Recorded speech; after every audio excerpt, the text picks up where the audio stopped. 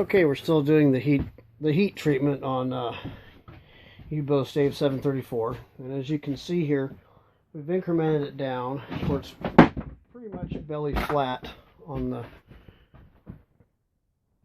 the clamp there. So sorry about your trip there. Okay, there we go. And I'm going to let it set like this for a little while. Then I'm going to come back and heat it again. I'm going to keep it under pressure. The idea is so we reverse test it the opposite to see what kind of spring it brings back up. And what I'll probably end up doing is I'll probably try to create a back set in it. I will probably flip this over, put a maybe a 3/4 block where the handle approximately would be, and then oil it and then pin it back and work it that way so that I have the opposite effect on that. So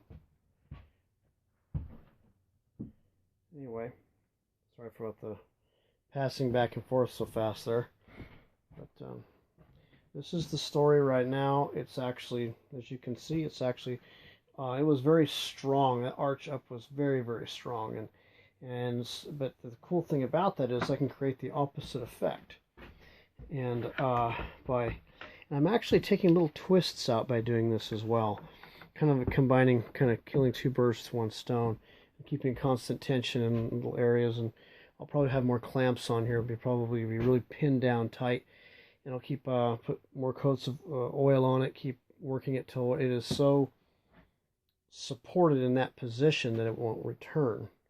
However, I have to be careful how much and how long I do each time, because I don't want to dry this wood to the point of where it's brittle. I think it's okay right now because the moisture content was around 10%. By the time we're done with it, it'll probably be down to about 6 or 7. But I'm putting a lot of oil into it, but that oil also, as you see, will be knifed away, so it's not going to really be where it is right now. This is just a 1.5 by 1.5 sort of cube, and not far from debarking it.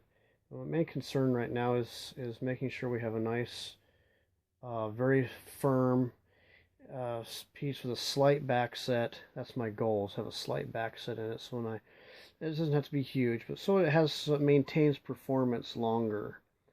So since I've gone this far and going through this level of things, because even a U-bow, even with a minor set in it, like say for this, if it's less than a third of its ratio, it actually maintains quite well. 633 is performing outstanding for the guy up in New York State. It has a bit of a set in it. Up off the deck, it's probably almost an inch or so, inch and a half on a 72-inch bow. But man, he says it shoots. He's going to have some video.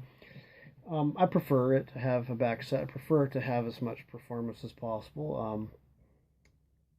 But you know, I mean, a lot of the bows I've made have developed somewhat of a set, and they still shoot like a bat out of hell. And yes, it is true that the more performance by keeping it, has more to return to, more stored energy to come back to. Yes, that's true. Obviously, the stick I had here would have had virtually no stored energy as far as returning, because I just couldn't have done that. So, anyhow, I will continue on with this the next video. Maybe I might have it in that position. We'll see where I'm at with that. Very likely. And then I'll probably, no, I won't debark it. I'll debark it after everything is set. I'm satisfied with it, with having maybe even a slight back set in it. Catch you around.